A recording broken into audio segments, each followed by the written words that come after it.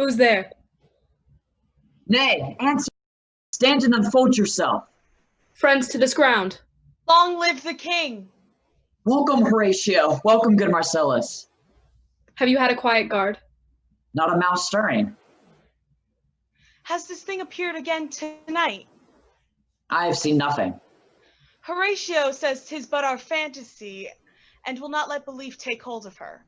Therefore, I have entreated her along with us to watch the minutes of this night, that if again this apparition may come, she may approve our eyes and speak to it. Tush, tush, 'twill not appear. Sit down a while. Peace, break thee off. Look where it comes again. In the same figure, like the king that's dead. Thou art a scholar, speak to it, Horatio. What art thou, that usurpest this time of night, together with that fair and warlike form in which the majesty of buried Denmark did sometimes march? By heaven, I charge thee, speak! It is offended. See, it stalks away. Stay! Speak! Speak, I charge thee, speak! 'Tis gone and will not answer. How now, Horatio? You tremble and look pale. Is not this something more than fantasy? Is it not like the king? As thou art to thyself. 'Tis strange. Thus, twice before, and jump at this dead hour, with martial stalk hath he gone by our watch. In what particular thought to work I know not. But, in the gross and scope of my opinion, this bodes some strange eruption to our state.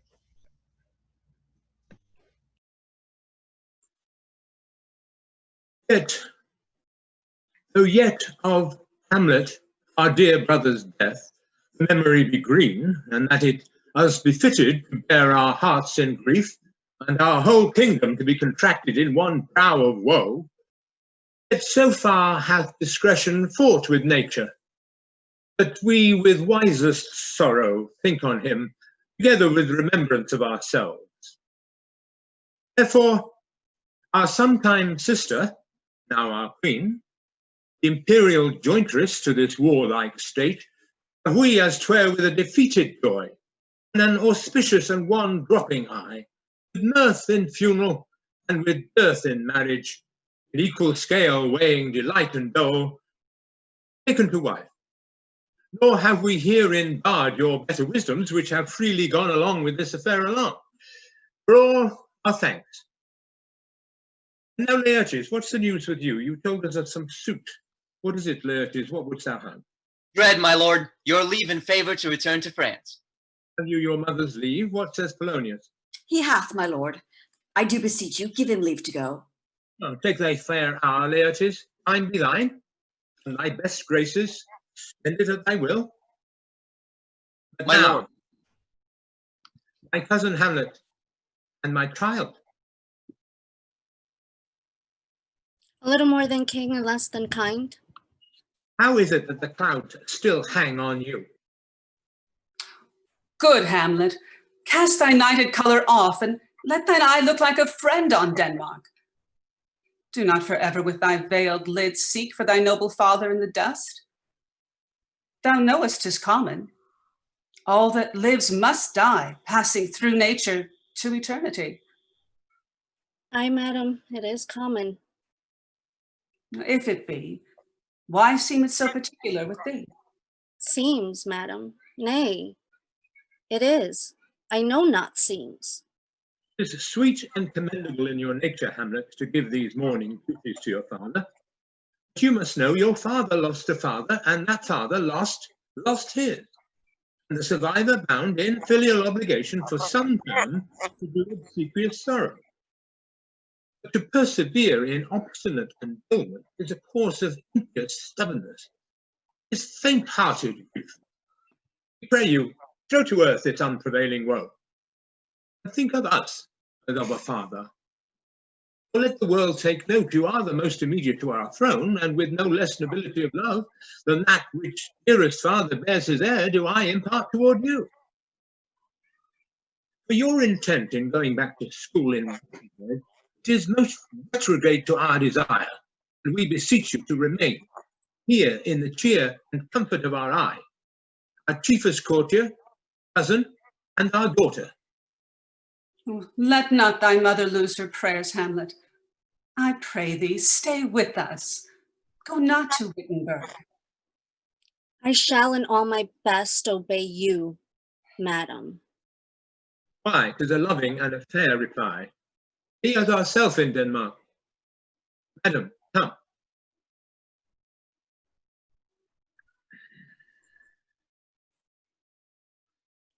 Oh, that this too solid flesh would melt, thaw, and resolve itself into a dew, or that the everlasting had not fixed his cannon against self-slaughter. God, oh God, how weary, stale, flat, and unprofitable seems to me all uses of this world. Fay on it, oh Fay, 'tis unweeded garden that grows to seed. Things rank and gross in nature possess it merely, that it should come to this. But 2 months dead, nay, not so much, not 2. So excellent a king that was, to this Hyperion 'twas satyr, so loving to my mother, that he might not beteem the winds of heaven visit her face too roughly. Heaven and earth, must I remember? Why, she would hang on him as if increase of appetite had grown by what it fed on, and yet within a month, let me not think on it. Frailty, thy name is woman. A little month, or these shoes were old with which she followed my poor father. Like Niobe, all tears, why she, even she, oh God! A beast that wants discourse for reason would have mourned longer, married with mine uncle. My father's brother, but no more like my father than I to Hercules. Within a month, or yet the salt of most unrighteous tears hath left the flushing in her galled eyes. She married. Oh, most wicked speed to post with such dexterity to incestuous sheets. Hail to your ladyship. I'm glad to see you well, Horatio. Or do I forget myself? The same, my lady, and your poor servant ever. What is your affair in Elsinore? We'll teach you to drink deep ere you depart. My lady, I came to see your father's funeral. I prithee, do not mock me, fellow student. I think it was my mother's wedding. Indeed, my lady, it followed hard upon. Thrift, Horatio. The funeral baked meats did coldly furnish forth the marriage tables. My father, methinks I see my father. Where, my lady? In my mind's eye, Horatio. My lady, I think I saw him yesternight. Saw who? My lady, the king, your father. The king, my father. Season your admiration for a while with an attent ear, till I may deliver, upon the witness of these gentlemen, this marvel to you. For God's love, let me hear.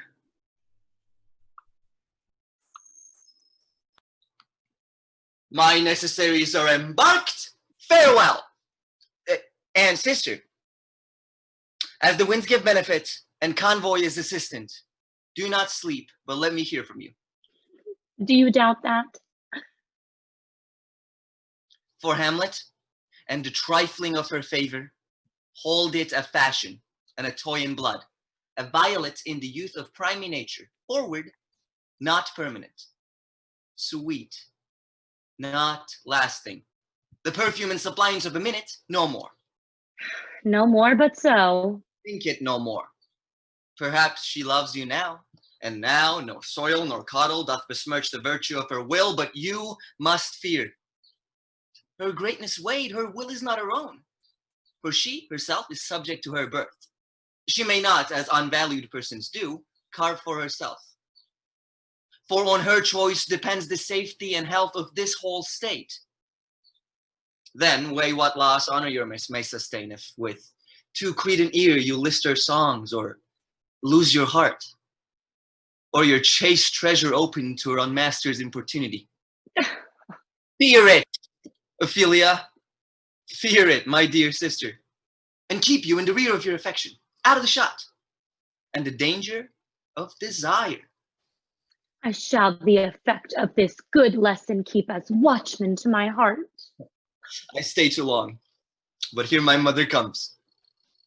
Yet here, Laertes, aboard, aboard, for shame, you are stayed for. Oh, there, my blessing with thee. And these few precepts in thy memory see thou character. Give thy thought no tongue, nor any unproportioned thought his act. Be thou familiar, but by no means vulgar. Give every man thy ear, but few thy voice. Take each man's censure, but reserve thy judgment. Costly thy habit as thy purse can buy, but not expressed in fancy, rich, not gaudy, for the apparel oft proclaims the man. Neither a borrower nor a lender be, for loan oft loses both itself and thrift, and borrowing dulls the edge of husbandry.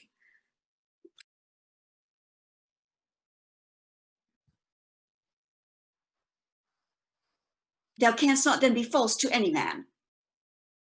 There, farewell, my blessing with thee. Most humbly do I take my leave, my lady. The time invites you. Go, your servants tend. Farewell, Ophelia, and remember well what I have said to you. 'Tis in my memory locked, and you yourself shall keep the key of it.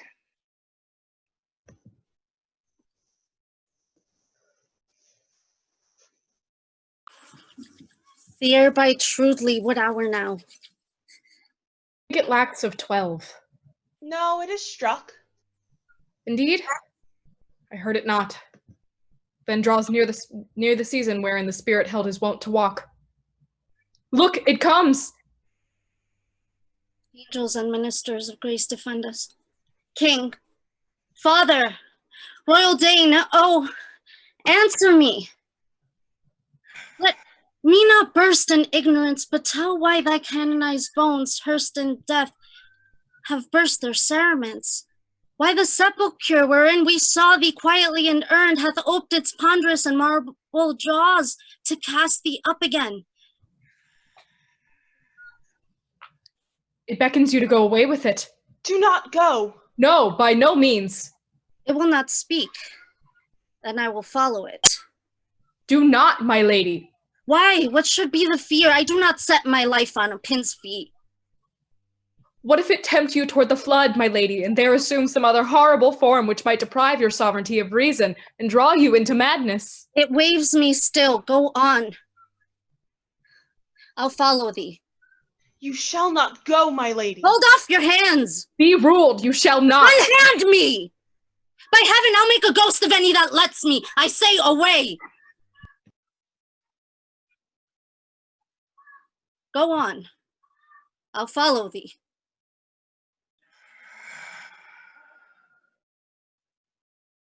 Whither till thou lead me? Speak, I'll go no further. My hour is almost come, when I to sulphurous and tormenting flames must render up myself. Pity me not, but lend thy serious hearing to what I shall unfold. Speak, I am bound to hear. If thou didst ever thy dear father love, revenge his foul and most unnatural murder. Murder? Murder most foul, as in the best it is, but this most foul, strange, and unnatural. Haste me to know it, that I with wings as swift as meditation or the thoughts of love may sweep to my revenge. Given out that sleeping in my orchard a serpent stung me, till the whole ear of the mouth is by a forged process of my death rankly abused. But know, thou noble youth, the serpent that did sting thy father's life now wears his crown. My prophetic soul, my uncle! Aye, that incestuous, that adulterate beast with witchcraft of his witch, and traitorous gifts won to his shameful lust, the will of my most seeming virtuous queen.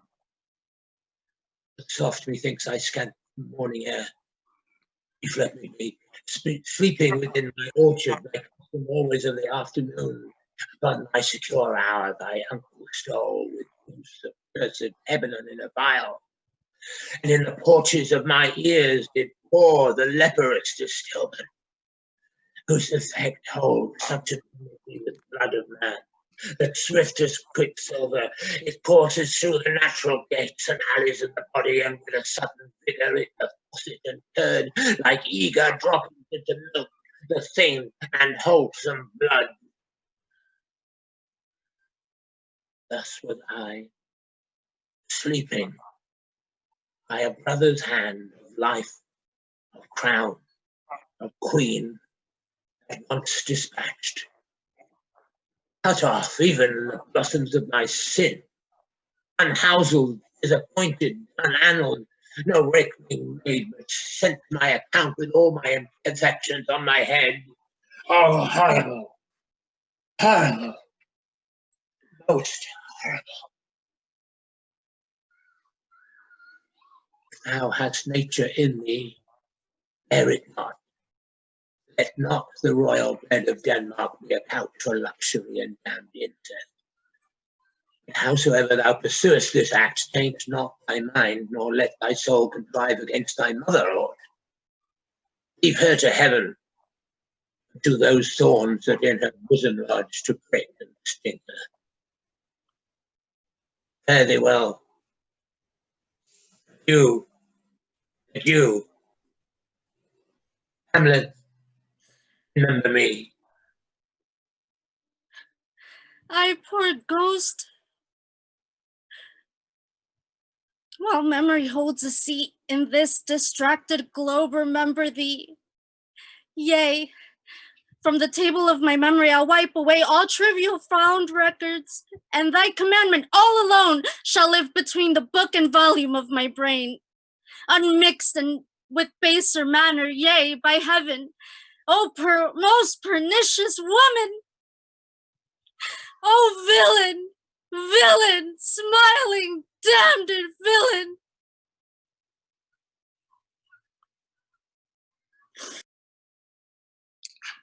How now, Ophelia? What's the matter? Alas, my lady, I've been so affrighted. With what? My lady, as I was sewing in my chamber, Lady Hamlet, with her doublet all unbraced, pale as her shirt, her knees knocking each other, and with a look so piteous and perpet, as if she had been lucid out of hell to speak of horrors, she comes before me. Mad for thy love? Oh, my lady, I do not know, but truly I do fear it. What said she? She took me by the wrist and held me hard, and she goes to the length of all her arm, and with her other hand thus over her brow, and falls to such perusal of my face as she would draw it. Long stayed she so. At last, a little shaking of mine arm, and thrice her head thus waving up and down, and she raised a sigh so piteous and profound as if it seemed to shatter all her bulk and end her being. Well, that done, she lets me go. And with her head over her shoulder, turned she seemed to find her way without her eyes. For out o' doors she went without their help, and to the last spended their light on me. Come, go with me. I will go seek the king. This must be known.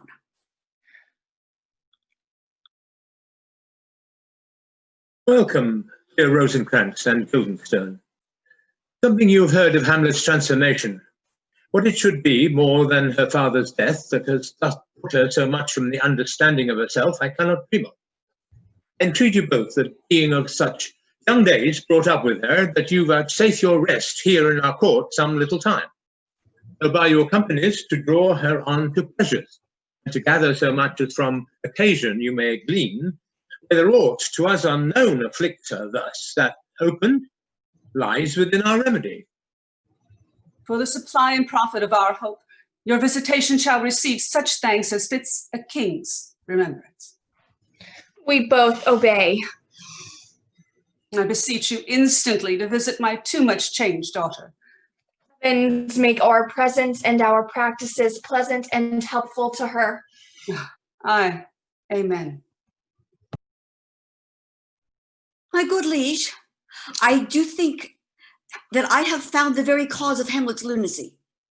Oh, speak of that. That do I long to hear.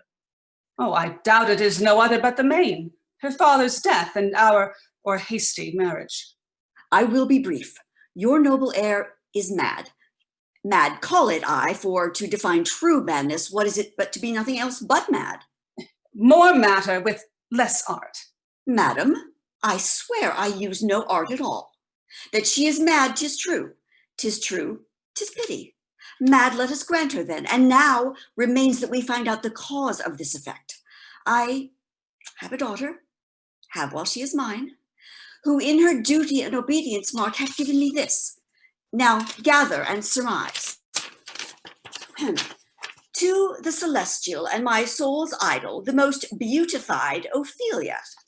Came this from Hamlet to her? Good madam, stay a while, I will be faithful. Doubt thou the stars are fire, doubt that the sun doth move, doubt truth to be a liar, but never doubt I love. Hamlet. This in obedience hath my daughter showed me, and more above hath her solicitings as they fell out by time, by means and place, all given to mine ear. How hath she received this love? To my young mistress thus I did bespeak. Lady Hamlet is a royal, out of thy sphere. This must not be. And then I precepts gave her that she should lock herself from this resort, admit no messengers, receive no tokens. And Hamlet, repulsed, a short tale to make, fell into a sadness, then into a fast, thence to a watch, and by this declension into the madness wherein she now moves. You think 'tis this? It may be, very likely. Hath there been such a time, I'd faith know that I have positively said 'tis so when it proved otherwise? Not that I know. How may we try it further? You know, sometimes she walks for hours in the lobby. So she does indeed. At such a time, I'll loose my daughter to her, and be you and I behind an arras then, mark the encounter. If she love her not, and she not from her reason fallen thereon, let me be no assistant for a state, but keep a farm and carters. We will try it.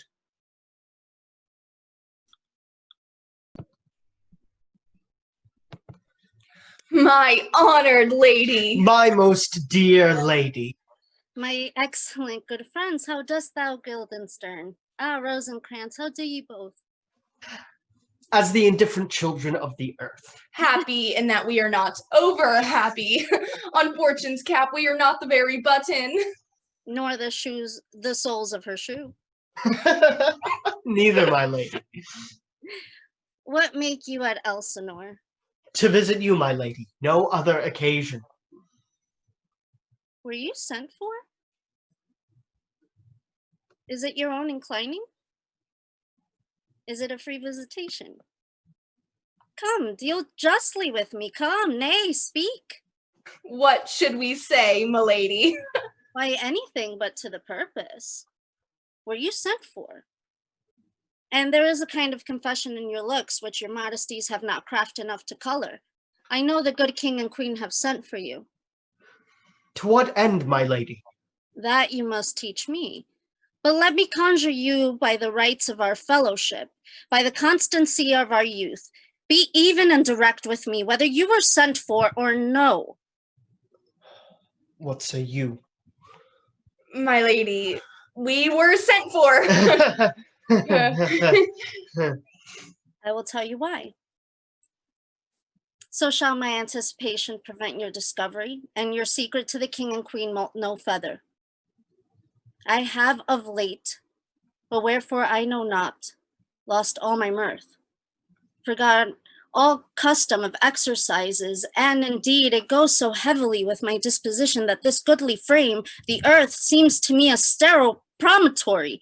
What a piece of work is man, how noble in reason, how infinite in faculties, in form and moving, how express and admirable in action, how like an angel in apprehension, how like a god. The beauty of the world, the paragon of animals, and yet to me, what is this quintessence of dust? Man's delight, not me. No, no woman neither. Though you're smiling, you may seem to say so. My lady, there was no such stuff in my thoughts. My good friends, you are welcome to Elsinore. You are welcome.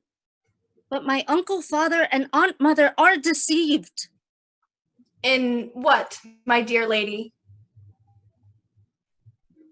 I am but mad north, northwest. When the wind is southerly, I know a hawk from a handsaw.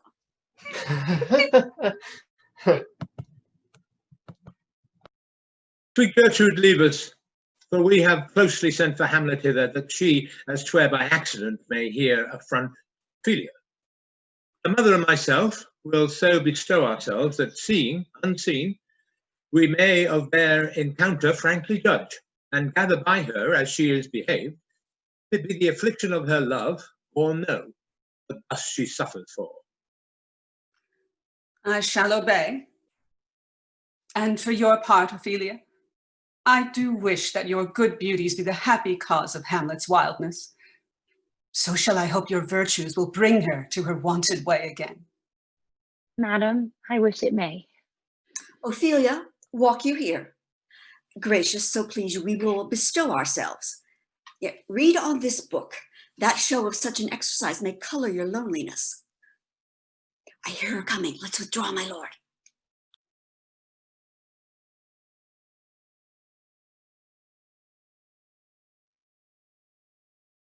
To be or not to be? That is the question. Whether 'tis nobler in the mind to suffer the slings and arrows of outrageous fortune, or to take arms against the sea of troubles, and by opposing end them, to die, to sleep no more, and by a sleep to say we end the heartache and the 1,000 natural shocks that flesh is heir to. 'Tis a consummation devoutly to be wished, to die, to sleep, perchance to dream. Aye, there's the rub, for in that sleep of death what dreams may come when we have shuffled off this mortal coil must give us pause. Good, my lady. How does your honor for this many a day? I humbly thank you. Well.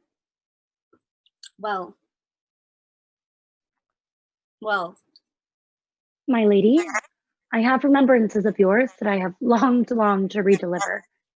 I pray you now receive them. No, not I never gave you aught. My honored lady, you know right well you did. There, my lady. Are you honest? My lady? Are you fair? What means your ladyship? That if you be honest and fair, your honesty should admit no discourse to your beauty. Could beauty, my lady, have better commerce than with honesty? Aye, truly, for the power of beauty will sooner transform honesty from that which is to a bard than the force of honesty can translate beauty into his likeness. This was sometime a paradox, but now the time gives it proof. I did love you once. Indeed, my lady. You made me believe so. You should not have believed me.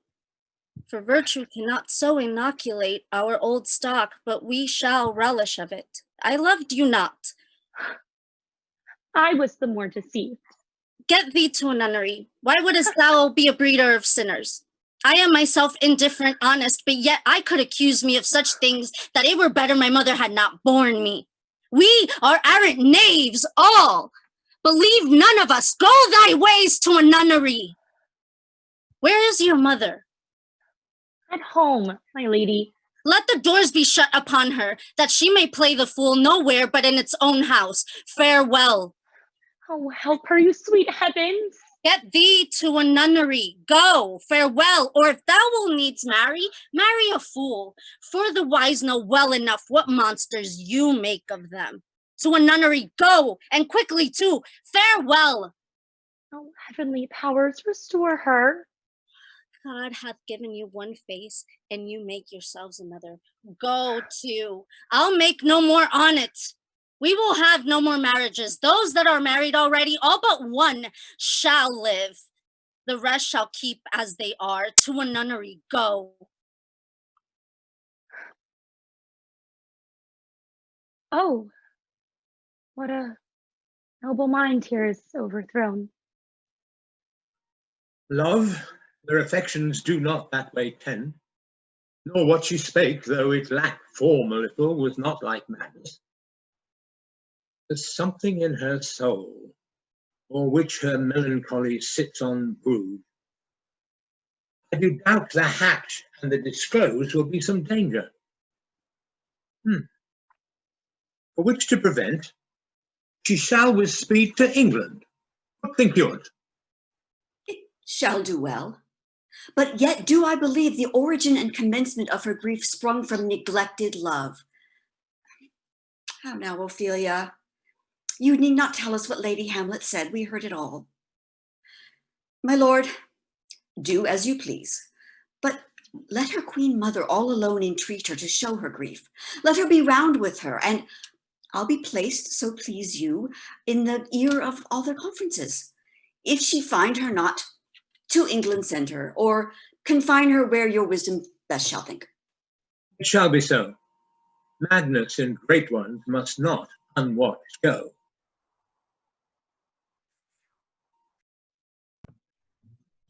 Good, my lady. Vouchsafe me a word with you.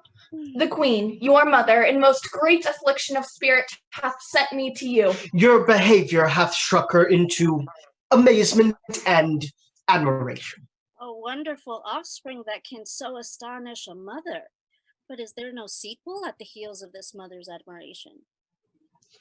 She desires to speak with you in her closet ere you go to bed. We shall obey, were she 10 times our mother.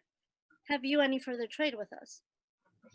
My lady, you once did love me.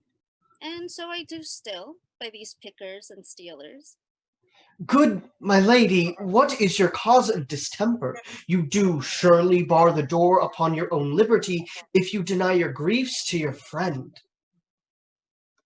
Will you play upon this pipe? My lady, I cannot. I pray you.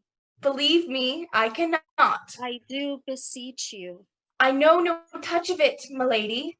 'Tis as easy as lying. Govern these ventages with your fingers and thumb. Give it a breath with your mouth, and it will discourse most eloquent music. Look you, these are the stops. But these cannot I command to any utterance of harmony. I have not the skill. Why? Look you now how unworthy a thing you make of me. You would play upon me? You would seem to know my stops? You would pluck out the heart of my mystery? You would sound me from my lowest note to the top of my compass, and there is much music, excellent voice in this little organ, and yet you cannot make it speak. Blood, do you think I am easier to be played on than a pipe? Call me what instrument you will, though you can fret me, you cannot play upon me.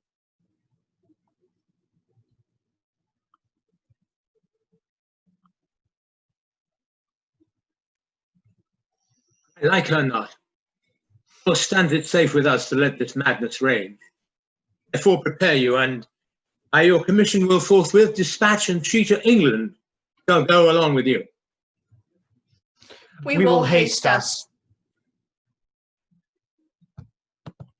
My lord, she's going to her mother's closet. Behind the arras, I'll convey myself to hear the process. I warrant you, she'll tax her home. I'll call upon you ere you go to bed and tell you what I know. Thanks, dear my lady.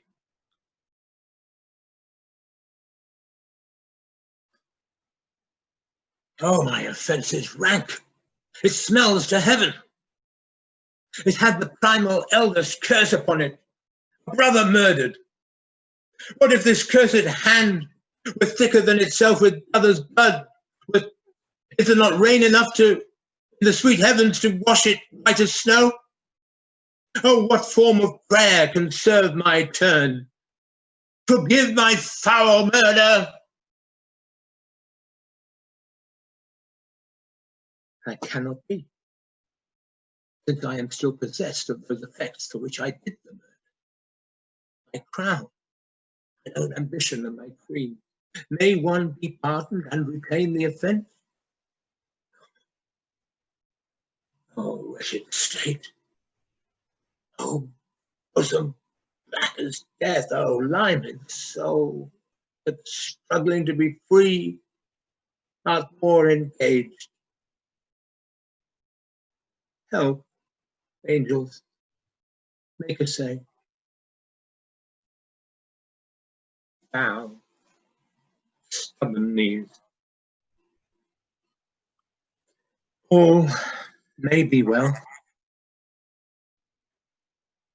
Now, I might do it. Now he is praying, and so he goes to heaven. Am I then revenged to take him in the purging of his soul when he is fit and seasoned for his passage?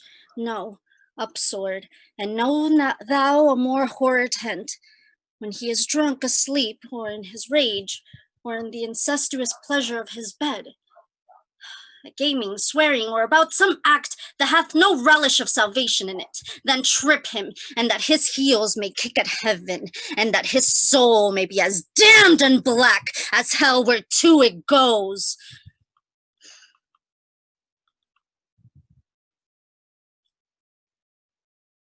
She will come straight.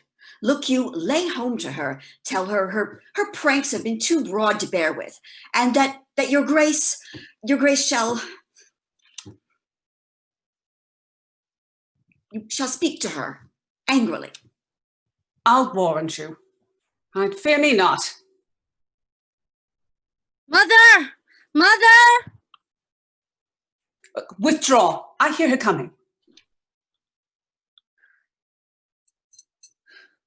Oh, Hamlet, thou hast thy father much offended. Mother, you have my father much offended. Come, come. You answer with an idle tongue. Go, go, you answer with a wicked tongue. Nay. Then I'll set those to you that can speak. You will not go till I set you up a glass where you may see the inmost part of you. What wilt thou do? Oh, thou wilt not murder me. Help! Help! Oh! What? Ho! Help! No, Help! rat! Oh! I am slain. Oh! Oh, what hast thou done? I know not. Is it the king? Oh, what a rash and bloody deed is this. Bloody deed. Almost as bad, good mother, as kill a king and marry with his brother. As kill a king? Aye, lady, 'twas my word. Leave wringing of your hands, peace. Sit down and let me wring your heart, for so I shall, if it be made of penetrable stuff. Look here upon this picture, and on this counterfeit presentment of two brothers. See what grace was seated on this brow. Hyperion curls, the front of Jove himself. And I, like Mars, to threaten and command a station like Harold Mercury, new lighted on a heavenly king's hill, a combination and a form indeed, where every god did seem to set his seal, to give the world assurance of a man.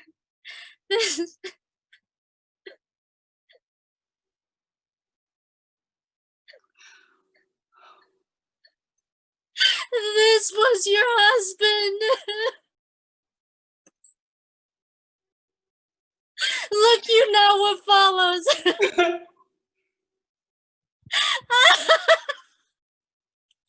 Here is your husband, like a mildewed ear, blasting his wholesome brother. Have you eyes?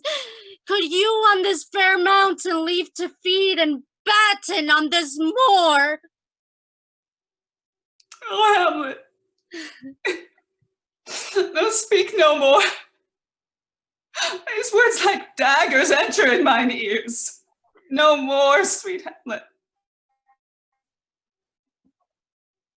A murderer and a villain! Oh, A king of no shreds more! and scratches! Save me and hover over me with your wings, you heavenly guards. What would you, gracious figure? Do not forget. This visitation is but to whet thy almost blunted purpose. With looked amazement on thy mother sits. Oh, step between her and her fighting soul. Speak to her, Hamlet.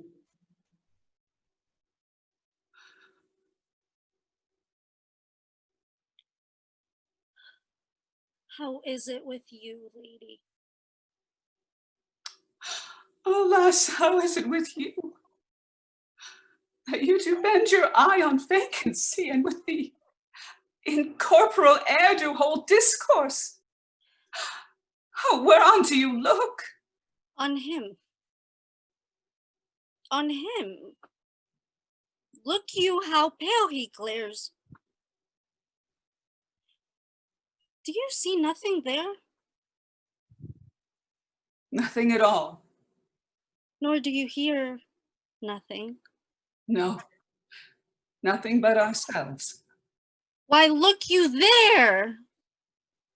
Look how he steals away, my father and his habit as he lived! Look where he goes, even now out the portal! Oh,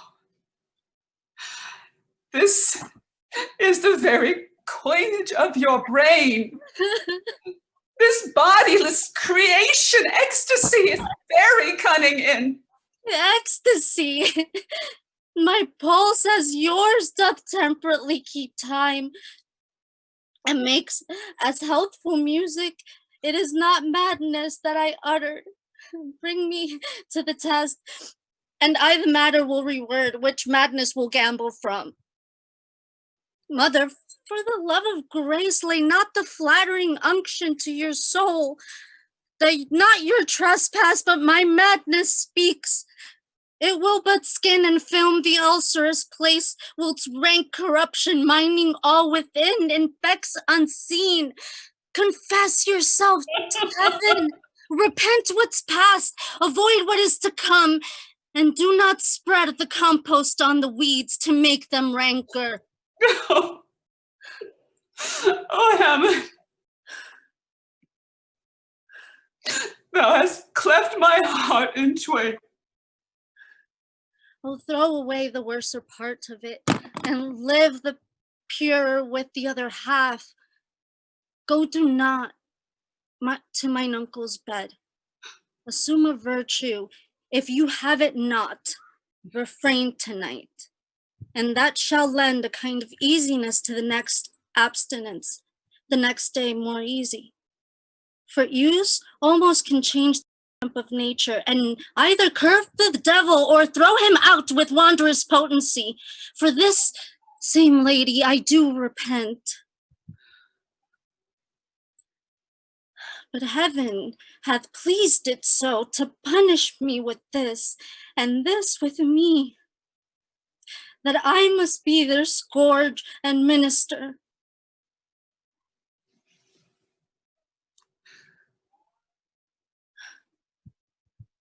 One word more, good lady.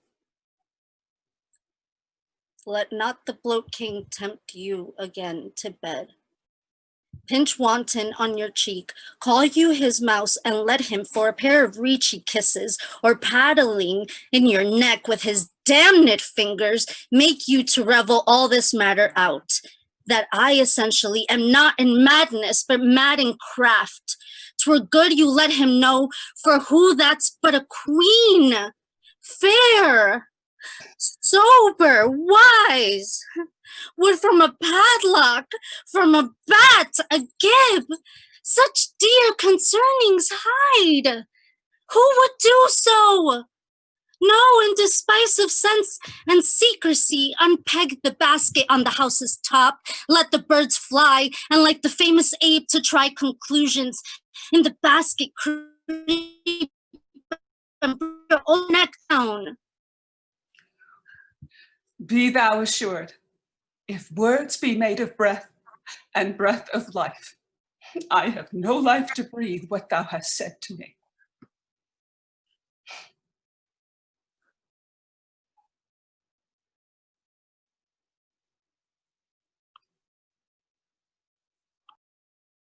Alack!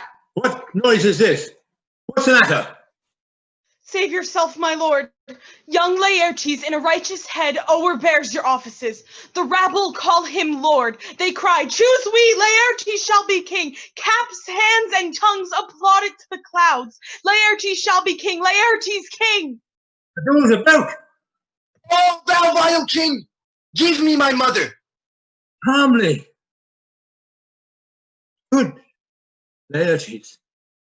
That drop of blood that's calm proclaims me bastard, cries cuckold to my father, brands the harlots even here between the chaste unsmirched brow of my true mother.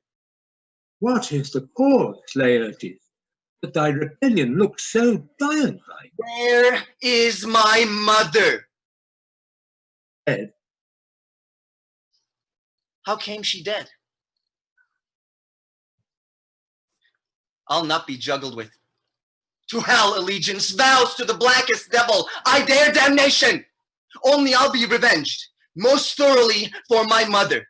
Why, now you speak like a good child and a true gentleman. That I am guiltless of your mother's death, and am most sensibly in grief for it, it shall be as level to your judgment fierce as day does to your eye. For she, which hath your noble mother slain, pursued my life. If that be so, then tell me why you have proceeded not against these feats, so crimeful and so capital in nature. Oh, for two special reasons, which may to you perhaps seem much unsinewed, but yet to me they are strong. The queen, her mother, lives almost by her looks. The other motive, why to a public court I might not go, is the great love and general gender bear her, who, dipping all her faults in their affection, would, like the spring that turneth wood to stone, convert her guides to graces, so that my arrows, too slightly timbered for so loud a wind, would have reverted to my bow again, and not where I had aimed them. And so have I a noble mother lost, a sister driven into desperate terms. But my revenge will come. If it be so, Laertes, as how should it be so? How otherwise? Will you be ruled by me? Aye, my lord. So you'll not overrule me to a peace. To thine own peace. I will work her to exploit, now ripe in my device, under the which she shall not choose but fall. And for her death no wind shall breathe, but even her mother shall uncharge the practice and call it accident. My lord, I will be ruled. The rather if you could devise it so that I might be the organ. It falls right. You have been talked of since your travel much, and that in Hamlet's hearing, for a quality wherein they say you shine. Your sum of parts did not together pluck such envy from her as did that one. What part is that, my lord? 2 months since, here was a gentleman of Normandy. He made confession of you. He gave you such a masterly report for art and exercise in your defense, and for your rapier most especially, that he cried out 'twould be a sight indeed if one could match you. The scrimmers of their nation, he swore, had neither motion, guard, nor eye, if you oppose them. Sir, this report of his did Hamlet so envenom with her envy that she could nothing do but wish and beg your sudden coming, or to play with her. What out of this, my lord? Good Laertes, keep close within your chamber. Hamlet shall soon know that you are come home. We'll bring you in fine together and wager on your heads.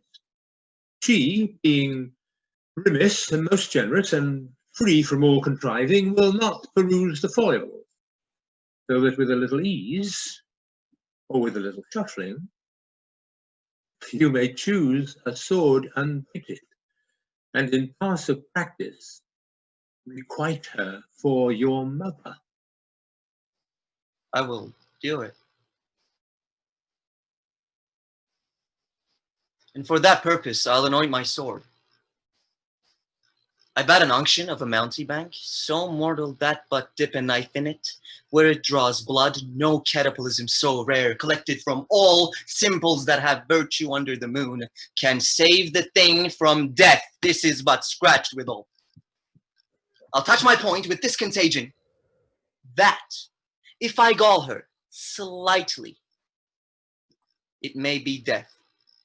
When you are in motion and you are hot and dry, as make your bouts more violent to that end, and when she calls for drink, I'll have prepared her a chalice for the nonce, whereon but sipping, if she but chance escape your venom stuck, our purpose may hold there. And now, sweet queen. One woe doth tread upon another's heel, so fast they follow. Your sister's drowned, Laertes. Drowned? Where? There is a willow grows aslant a brook that shows his hoar leaves in the glassy stream.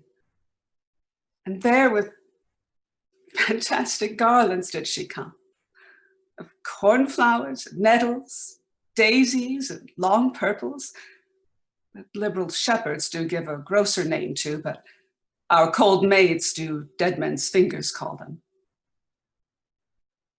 There, on the pendant boughs, her cornet weeds clambering to hang, an envious sliver broke, and when down her weeping trophies and herself fell in the brook. Her clothes spread wide, and mermaid-like a while they bore her up, and which time she chanted snatches of old tunes, as one incapable of her own distress, or like a creature native and endued unto that element. But long it could not be till that her garments, heavy with their drink, pulled the poor wretch from her melodious lay to muddy death. Alas, then she is drowned? Drowned, Laertes, drowned. Too much of water, hast thou, poor Ophelia. Therefore I forbid my tears. Adieu, my lord. I have a speech of fire that fain would blaze, but that this folly doubts it. Let's follow, Gertrude. How much I had to do to calm his rage. Now fear I this will give it start again. Therefore let's follow.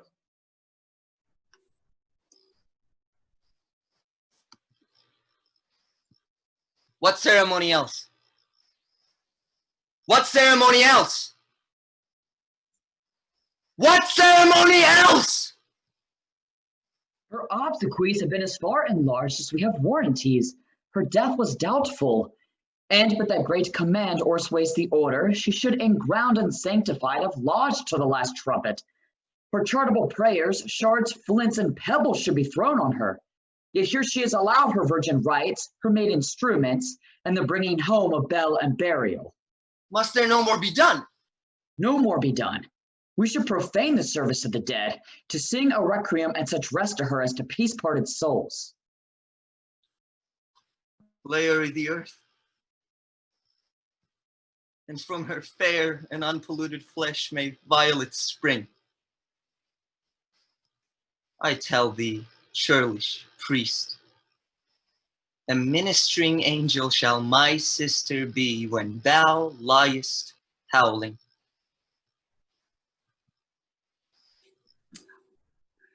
Sweets to the sweet. Farewell. I hope thou shouldst have been my Hamlet's wife. I thought thy bride bed to have decked, sweet maid, and not have strewed thy grave. Ah, treble woe. Full 10 times treble on that cursed head whose wicked deed thy most ingenious sense deprived thee of. Hold off the earth a while, till I have caught her once more in mine arms. Now, pile your dust upon the quick and the dead. Till off this flatter mountain you have made, to orbs up old Pelion, or the skyish head of blue Olympus.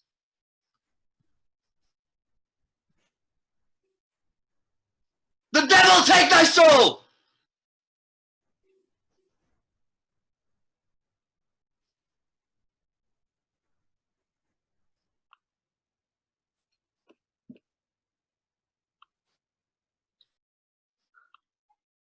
Pluck them asunder. Oh, Hamlet! Hamlet!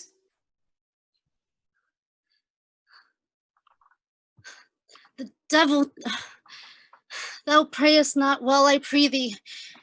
Take thy fingers from my throat. Pluck them asunder, I said. Oh, Hamlet! Hamlet! I loved Ophelia. 40,000 brothers could not, with all their quantity of love, make up my sum. What wilt thou do for her? Oh, she is mad, Laertes. Oh, for the love of God, forbear her! To show me what thou do, wilt thou weep, wilt thou fight, wilt thou fast, wilt thou tear thyself, wilt thou drink a bezel, eat a crocodile? I'll do it. Dost thou come here to whine, to outface me with leaping in her grave? Be buried quick with her, and so will I. Oh, God, this is mere madness! Hear you, sir. What is the reason that you use me thus? I loved you ever, but it is no matter. Let Hercules himself do what he may.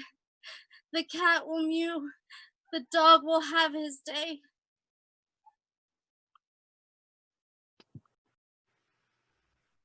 You will lose this wager, my lady.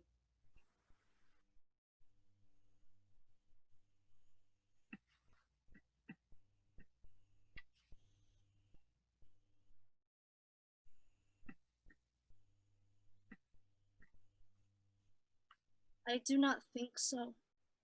Since he went to France, I've been in continual practice. I shall win at the odds. But thou wouldst not think how all else here, but my heart. But it is no matter. If your mind dislike anything, obey it. I will forestall their repair hither and say you are not fit. Not a whit. We defy augury. There is a special providence in the fall of a sparrow. If it be now, 'tis not to come. If it be not to come, it will be now.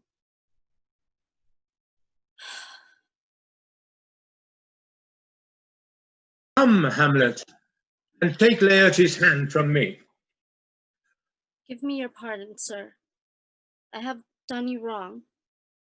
But pardon it as you are a gentleman. Let my disclaiming from a purposed evil free me so far in your inmost generous thoughts, that I have shot my arrow o'er the house that hurt my brother. I am satisfied in nature. I do receive your offered love like love, and will not wrong it. I embrace it freely. And will this my brother's wager frankly play? Give us the foils. Come on. Come, one for me. I'll be your foil, Laertes. In mine ignorance, your skill shall, like a star in the darkest night, stick fiery off indeed. You mock me, lady. No, by this hand. Give them the foils. Hamlet, you know the wager? Very well, my lord. Your grace has laid the odds on the weaker side. This is too heavy. Let me see another. This likes me well. These foils all have all the length. Aye, my good lady. Set me the stoops of wine upon that table. Now, the king drinks to Hamlet. Come, begin, and you, the judges, bear a wary eye. Come on, sir. Come, my lady. One. No. Judgment. A hit, a very palpable hit. Well, again. Stay. Give me drink. Hamlet, this pearl is thine. Here's to thy health. Give her the cup. I'll play but this bout first. Set it by a while. Come, another hit. What say you? A touch, I do confess. Our lady shall win. She's scant of breath. Here, Hamlet, take my napkin, rub thy brows. The queen carouses to thy fortunes, Hamlet. Good madam. Gertrude, do not drink. Oh, I will, my lord. I pray you pardon me. Oh, 'tis a poisoned cup, it is too late.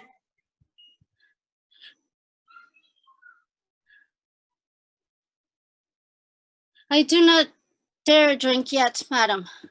By and by. Oh, come, and let me wipe thy face. My lord, I'll hit her now. Do not think it. Come for a third, Laertes. You but dally, I pray you passed with your best violence. I am afear you make a wanton of me. Say you so. Come on. Have at you now. Ah!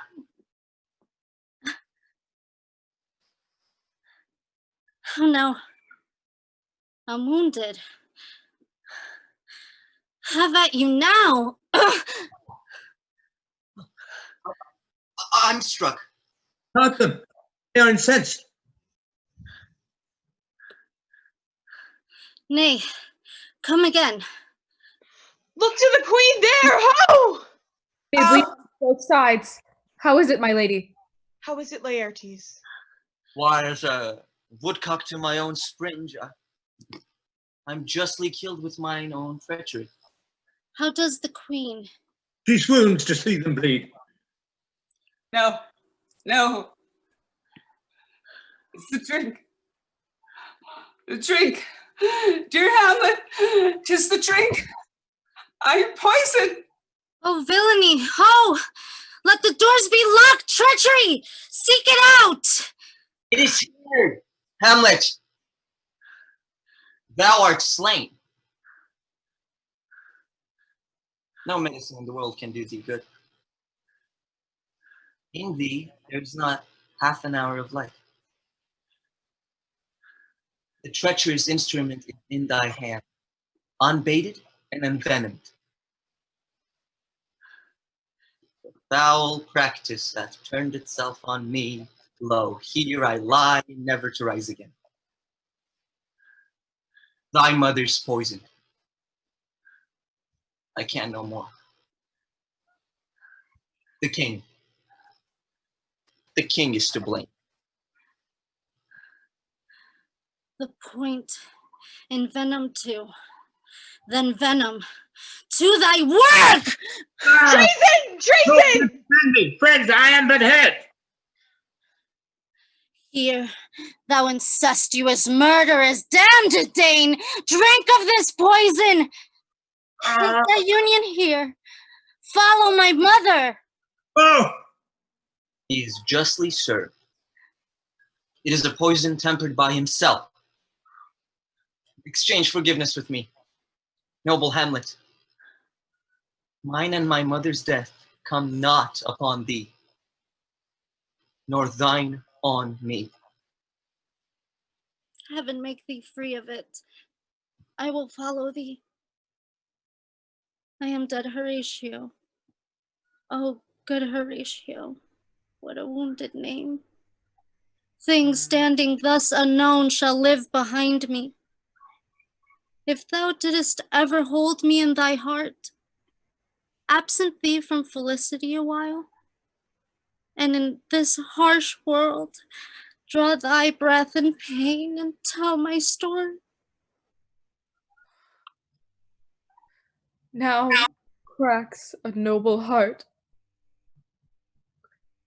Good night, sweet princess, and flights of angels sing thee to thy rest.